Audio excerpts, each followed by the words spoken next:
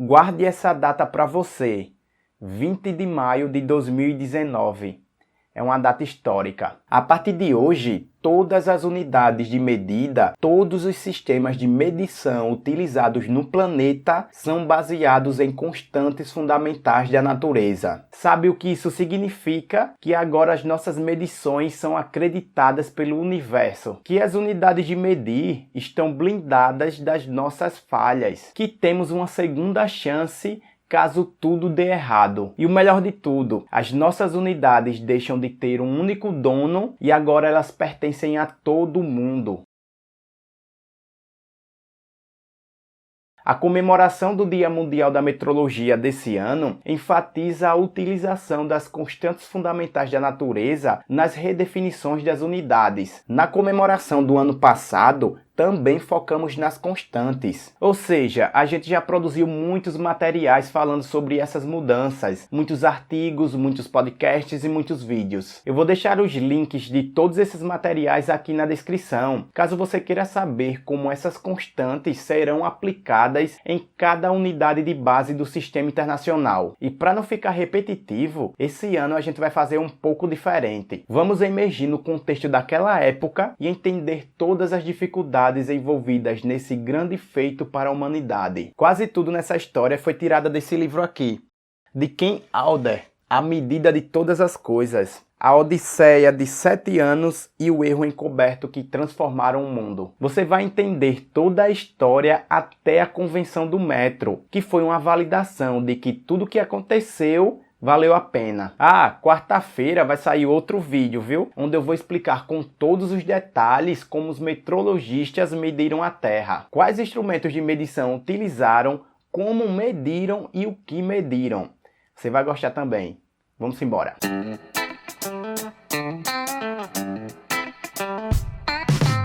Então, como é que você tá? Eu me chamo Cresivando e vamos logo entender por que os franceses foram os grandes responsáveis por esse feito. Foram eles que tomaram a frente para colocar ordem na casa. E quando eu falo a casa é o mundo, viu? Foram eles que aceitaram um grande desafio de padronizar pela primeira vez na história uma unidade de medida com base na natureza. Mas isso não significa que foram eles que propuseram essa ideia, muito menos que eles estavam sozinhos nessa luta. Pelo menos outra grande casa da ciência estava com eles, no caso era a Royal Society da Inglaterra. O sistema metrológico da Europa inteira estava um caos. As pessoas estavam se sentindo prejudicadas pelo simples fato de existirem várias unidades de medidas diferentes. Não tinham uma padronização. Quando eu falo que são várias, é porque o bicho estava pegando. Estima-se que existiam mais de 250 mil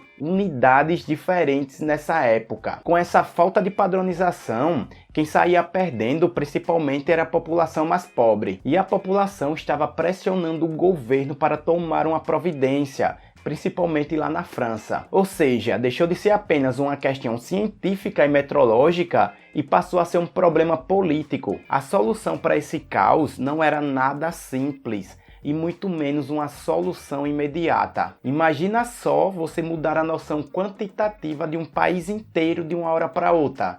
Não dá, né? E a dificuldade aumenta quando você não sabe como fazer isso, e ainda mais quando o país está passando por uma revolução, que era o que estava acontecendo naquela época, com a Revolução Francesa. Quando a situação chegou nesse nível insustentável, a reforma metrológica precisava ser atraente para todas as partes. Agora era um jogo político, e muitos reis queriam fazer o seu nome em cima disso, independente se seria a melhor solução ou não. O que eles queriam era sair bem daquela situação e nada mais. Antes da Revolução Francesa, a reforma metrológica já havia sido proposta pelo menos mais 2 vezes no intervalo de 11 anos. Uma tentativa em 1754 e a outra tentativa em 1765, mas em todos os casos, os reis daquela época deram para trás. E é até compreensível, nenhum rei queria virar o país de cabeça para baixo, tanto por alterar os costumes das pessoas, como pelo alto custo que seria essa mudança. Só que teria que ter um rei que desse o primeiro passo, né? E foi o rei Luís XVI. Ele percebeu que o bicho estava pegando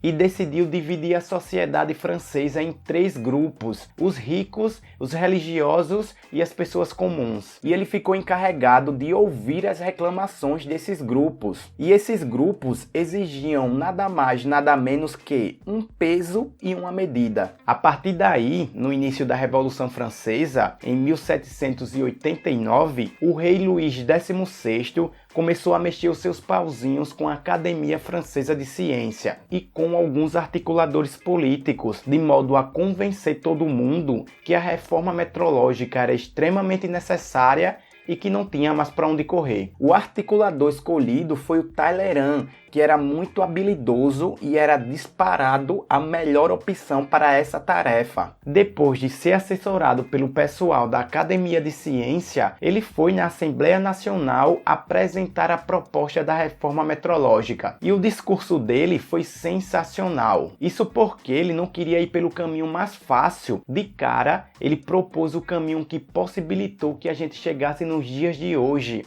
E ele falou o seguinte: a grande variedade em nossos pesos e medidas ocasiona confusão em nossas ideias e necessariamente uma obstrução ao comércio. Falou que o caminho mais fácil e simples seria adotar as já existentes Libra e Toesa de Paris. Mas é melhor ser mais ambiciosos, pois os cientistas têm demonstrado como basear as medidas em um modelo invariável encontrado na natureza. Nessa ocasião, ele sugeriu que a unidade de comprimento, que era a vara, fosse baseada no comprimento do pêndulo de segundo. A proposta foi aprovada em 1790 e empolgou tanto que o famoso Lavoisier disse que ia criar uma unidade de massa baseada nessa padronização. Só que uma proposta não é uma proposta se não passar por muitas e muitas revisões. E foi exatamente o que aconteceu. Primeiro porque surgiram mais 2 opções ao pêndulo de segundo, que era a 4ª parte do equador terrestre e a outra era o quadrante do meridiano que passava por Paris. E como sabemos, o comitê escolheu a 3ª opção como unidade básica de comprimento,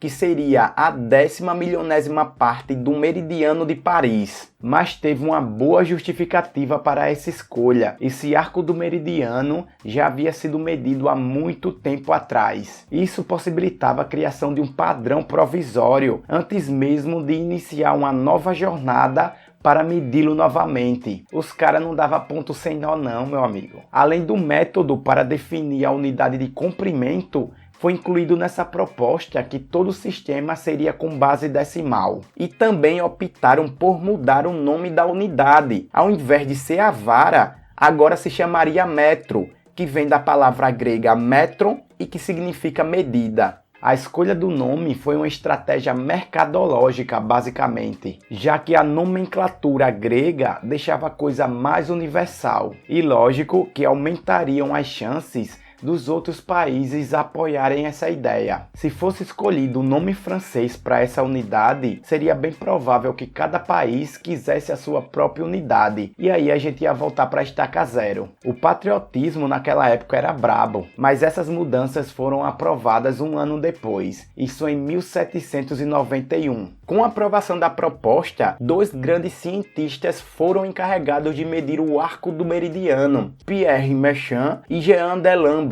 Delambre foi para Dunkerque, na França, e Méchain foi para Barcelona, na Espanha, e foram fazendo as suas medições um em direção ao outro, até se encontrarem em Rodez, na França. Esses lugares foram escolhidos porque ficavam ao nível do mar, e aí facilitavam a medição. Com todas as medições feitas, bastava usar a matemática para saber a distância do Polo Norte até o Equador. Eu falando assim parece uma coisa simples, né? Mas essas medições duraram incríveis 7 anos. E para esse vídeo não ficar mais longo do que já tá, no próximo vídeo que sairá depois de amanhã, eu vou contar toda a história dessa medição. Eu vou contar quais foram as dificuldades, quais instrumentos de medição foram utilizados e como foi feita essa medição. Toda essa incrível aventura. Combinado? O clima político e revolucionário daquela época estava tão tenso que em 1973 arrancaram a cabeça do nosso querido rei Luís XVI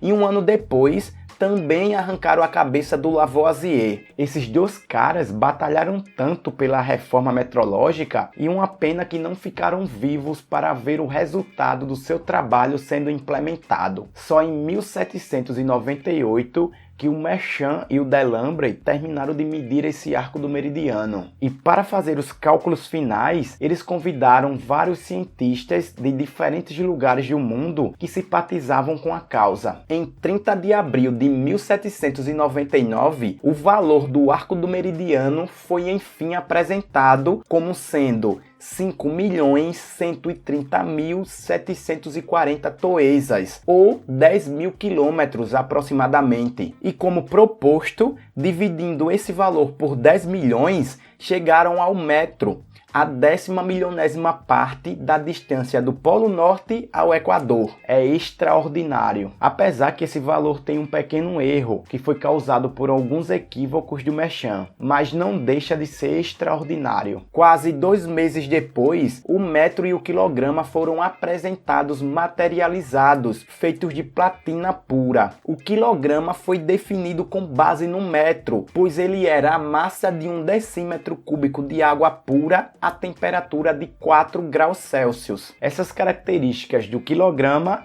tem a mão do Lavoisier. E esse quilograma também tinha um pequeno erro. A felicidade era tanta na criação desses padrões que a gente pode resumir na fala do Napoleão Bonaparte. Ele falou: conquistas passam, mas estas operações permanecem. Só que esse revolucionário sistema recém-criado não foi implementado de imediato, viu? Só mais de 40 anos depois que ele foi declarado o único sistema legal na França, que foi o país que criou. Tudo isso culminou no dia de hoje, só que do ano de 1875. 20 de maio de 1875 foi o dia da famosa Convenção do Metro. Um belo trabalho diplomático entre 17 países que tinha como principal objetivo fazer com que o mundo utilizasse o sistema métrico. Se você gostou de entender um pouco do contexto histórico da criação do sistema métrico, você vai gostar de saber o que programamos para o resto da semana. Todo dia vai sair um conteúdo novo, só sobre essa parte histórica da coisa. Além dos vídeos, teremos artigos e podcasts, todos centralizados lá no nosso blog,